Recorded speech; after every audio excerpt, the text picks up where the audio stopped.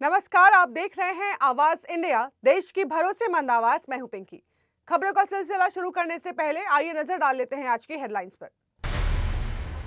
PM Modi ने बंगाल में बदलाव का किया आह्वान, सिंगूर में 830 करोड़ की परियोजनाओं का किया उद्घाटन। मुंबई महानगर पालिका में मेयर पद को लेकर सियासी गहमागहमी तेज, शिंदे गुट की 2.5 साल के लिए मेयर पद की मांग। मोहन भागवत का जातिवाद समाप्त करने का आह्वान, कहा 10 से 12 वर्षों में संभव। अभिनेता विजय से सीबीआई की पूछताछ फिर से। और प्रयागराज में स्वामी अविमुक्तेश्वरानंद ने स्नान से किया इनकार, पुलिस से हुई झड़प। प्रधानमंत्री नरेंद्र मोदी ने पश्चिम बंगाल के हुगली जिले के सिंगूर में आयोजित जनसभा में राज्य में बदलाव का आह्वान किया है और बीजेपी एनडीए की सरकार की ओर से राज्य में जंगल राज को समाप्त करने की बात कही।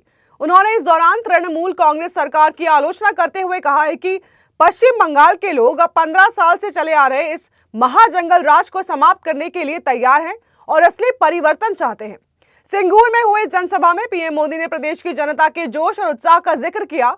उन्होंने कहा कि इस परिवर्तन का आरंभ सिंगूर से हो रहा है। मोदी ने यह भी कहा है कि वे इस समय पूर्वी भारत के विकास के लिए केंद्र सरकार की निरंतर कोशिशों का हिस्सा हैं, जिससे पूरे देश का समग्र विकास सुनिश्चित हो सके। पीएम मोदी ने इस मौके पर सिंगूर में 830 करोड़ रुपए की परियोजनाओं का उद्घाटन किया और शिलान्यास किया, जिसमें कई नई ट्रेन सेवाओं का उद्घाटन भी शामिल था। उन्होंने बताया है कि कल मालदा में वंदे भारत स्लीपर ट्रेन की शुरुआत हुई, जो देश की पहली वंदे भारत स्लीपर ट्रेन है। इसके साथ ही बंगाल को लगभग आधा दर्जन नई अमृत भारत एक्सप्रेस ट्रेनें मिली है, जिनमें से 3 ट्रेनें आज से चलेंगी। इस जनसभा में पीएम मोदी ने सिंगूर को पश्चिम बंगाल की नई राजनीतिक दिशा का प्रतीक बताया है और राज्य में बदलाव के लिए जनता को प्रेरित किया है। महाराष्ट्र निकाय चुनाव के बाद मुंबई महानगर पालिका में मेयर पद को लेकर सियासी गहमागहमी तेज हो गई है। महायुति को बहुमत मिलने के बाद शिंदे गुट 2.5 साल के लिए मेयर पद की मांग कर रहा है। शिंदे ने अपने पार्षदों को होटल में ठहराया गया है, जिससे मेयर पद पर सस्पेंस बरकरार है। इन चुनावों में बीजेपी का प्रदर्शन शानदार रहा है। हालांकि सबकी निगाहें मुंबई महानगर पालिका के मेयर चुनाव पर टिकी हुई हैं। एकनाथ शिंदे गुट की तरफ से 2.5 साल के लिए मेयर पद की मांग की जा रही है। इसको लेकर शिंदे गुट से सभी पार्षदों को होटल में शिफ्ट कर दिया गया है। वहीं मुख्यमंत्री देवेंद्र फडणवीस दावोस के लिए रवाना हो गए हैं। उनके वापस आने के बाद ही मेयर को लेकर कोई अंतिम फैसला हो सकेगा। शिवसेना शिंदे गुट के कई पार्षद 2.5 साल के लिए मेयर पद की मांग कर रहे हैं, लेकिन इस पर अभी तक एकनाथ शिंदे की तरफ से कोई स्पष्ट बयान नहीं आया है। इस मामले में तनाव बढ़ गया है, क्योंकि बीजेपी ने बीएमसी चुनाव में 79 सीटें जीतकर बहुमत का आंकड़ा हासिल कर लिया है। 114 सीटों का बहुमत। अगर बीजेपी मेयर बनाती है तो भी उसे शिंदे गुट के कम से कम 25 पार्षदों की आवश्यकता होगी और शिंदे के पास 29 पार्षद हैं। शिवसेना के नेता संजय राउत ने इसे लेकर बीजेपी पर आरोप लगाया है कि पार्टी ने शिंदे गुट के पार्षदों को ताज होटल में कैद कर दिया है, ताकि वे किसी अन्य पार्टी के हाथों में न चले जाएं। राउत ने इसे नाइंसाफी करार देते हुए कहा है कि यह पार्षदों का अधिकार है कि उन्हें रिहा किया जाए और वे स्वतंत्र रूप से अपने निर्णय ले सके। इस मुद्दे में एक महत्वपूर्ण बात यह भी है कि शिंदे गुट ने अब तक अपने पक्ष में कोई ठोस बयान नहीं दिया है, जिससे कि स्थिति और जटिल हो गई है। इन घटनाओं के बाद मुंबई की राजनीति में खींचतान जारी रहने की संभावना है। वक्त हो चला है एक छोटे से ब्रेक का।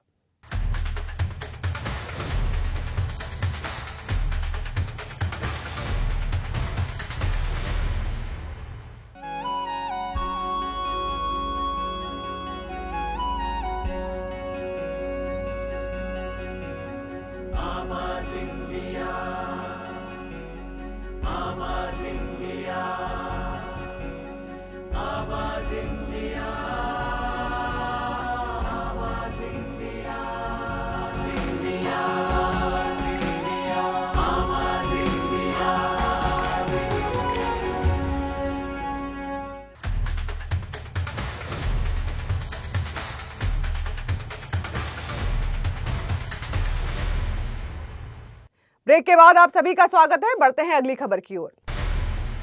कपिल सिब्बल ने महाराष्ट्र और राष्ट्रीय स्तर पर पार्टी के प्रदर्शन पर कहा है कि बीजेपी ने चुनाव में शानदार प्रदर्शन किया है, जबकि अन्य पार्टियों का नुकसान हुआ है।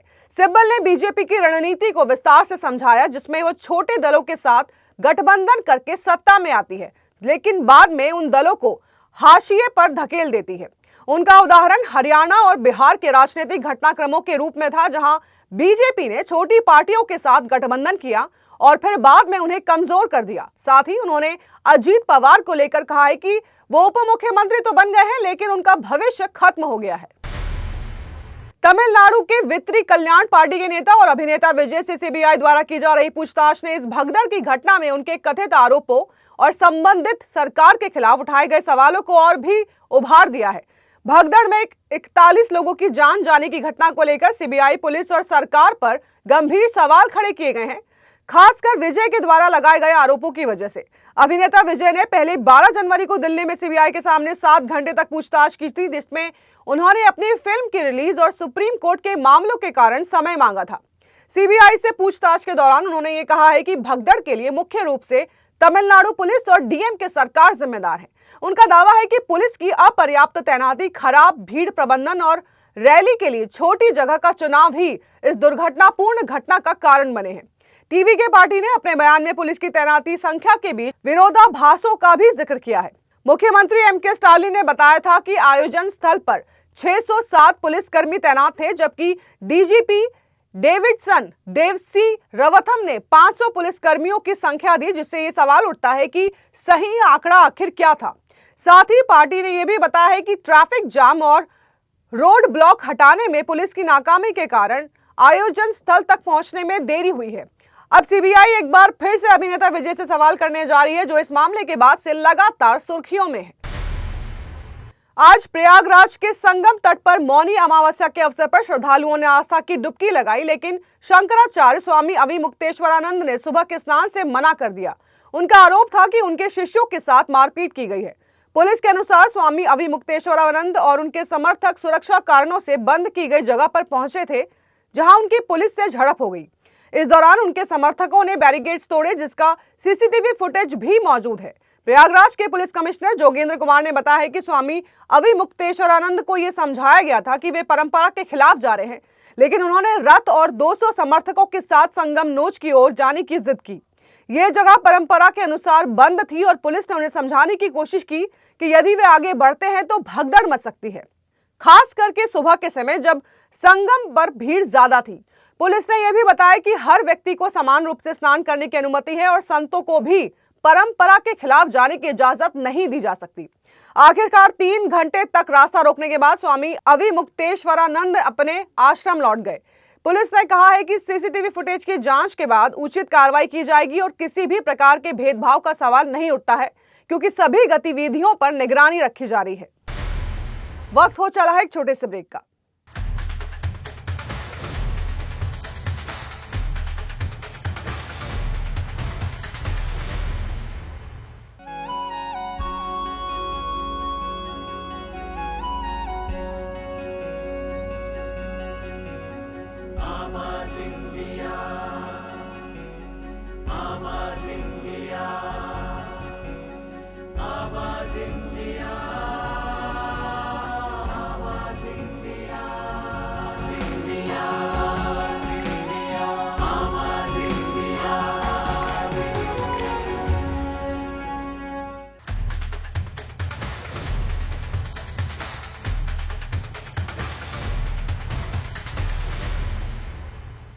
ब्रेक के बाद आप सभी का स्वागत है। बढ़ते हैं अगली खबर की ओर।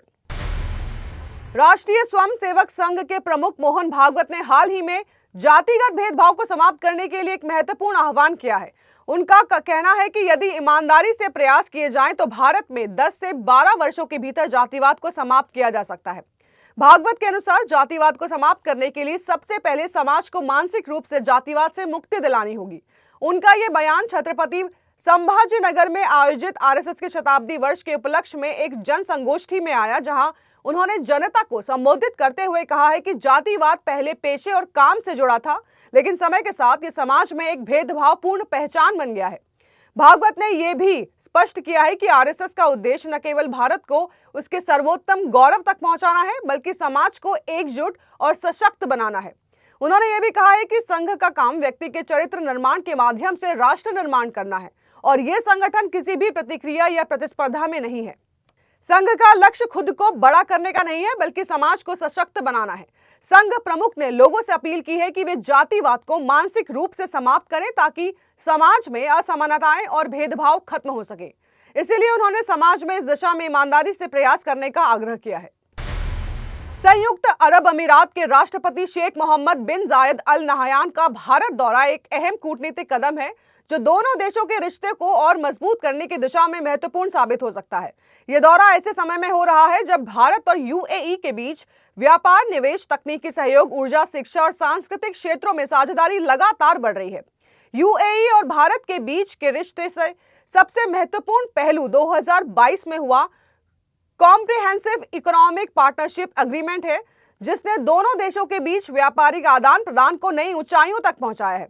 यह समझौता न केवल वस्तुओं के व्यापार को बढ़ावा देता है, बल्कि सेवाओं, निवेश और अन्य क्षेत्रों में भी सहयोग को बढ़ावा देता है। इसका मुख्य उद्देश्य टैरिफ को कम करना और व्यापारिक अवरोधों को हटाना है ताकि दोनों देशों के लिए व्यापारिक अवसरों में वृद्धि हो सके। इस समझौते के तहत दोनों देशों ने 2030 तक गैर तेल कारोबार को $100 बिलियन तक पहुंचाने का लक्ष्य तय किया है। खासकर 2025 के पहले 6 महीने में तेल को छोड़कर अन्य श्रेणियों में दोनों देशों के बीच व्यापार 37.6 बिलियन डॉलर तक पहुंच चुका है, जो पिछले साल के मुकाबले 34% अधिक है। यहां तक कि भारत और यूएई के बीच उभरती हुई साझेदारी का असर केवल व्यापार तक सीमित नहीं है। इन दोनों देशों ने आपसी कनेक्टिविटी को भी बढ़ावा दिया है और ऐसे अवसरों की खोज की है जिसने आर्थिक, सामाजिक और सांस्कृतिक क्षेत्रों में एक दूसरे से अधिक जुड़ा जा सके। शेख मोहम्मद बिन जायद का यह दौरा इन रिश्तों को और सुदृढ़ बना सकता है और भविष्य में इन क्षेत्रों में नए अवसरों को जन्म दे सकता है। तो देश और दुनिया की बड़ी खबरों में फिलहाल के लिए इतना ही। जुड़े रहिए आवाज इंडिया के साथ, जल्द होगी मुलाकात। तब तक के लिए नमस्कार।